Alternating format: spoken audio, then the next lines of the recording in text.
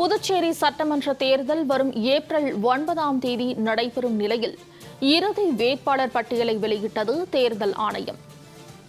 இதுகுறித்த தகவல்களை செய்தியாளர் சித்தார்த் வழங்க கேட்கலாம். சித்தார்த், புதுச்சேரி சட்டமன்ற தேர்தலுக்கான இறுதி வேட்பாளர் பட்டியல் வெளியாகியுள்ளது. இது குறித்த கூடுதல் விவரங்கள்.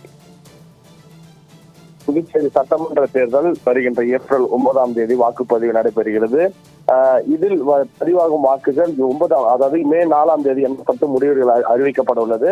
இத்தேர்தலுக்காக புதுச்சேரியில் உள்ள 30 தொகுதிகளில் 17 இடங்களில் கடந்த 16ஆம் தேதி முதல் வேட்புமனுக்கள் பெறப்பட்டு வந்தது.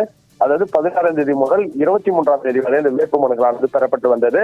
மேலும் இந்த 24, 25ஆம் தேதி வேட்புமனுக்களை பரிசீலனை செய்யவும், மேலும் இந்த 26ஆம் தேதி இந்த கடைசி நாள் வேட்புமனுக்களை வாபஸ் பெறவும் அறிவிக்கப்பட்டிருந்தது. அதன்படி புதுச்சேரியில் 30 தொகுதிகளும் மொத்தமாக 445 பேர் 515 மனுக்களை தாக்கல் செய்திருந்தனர்.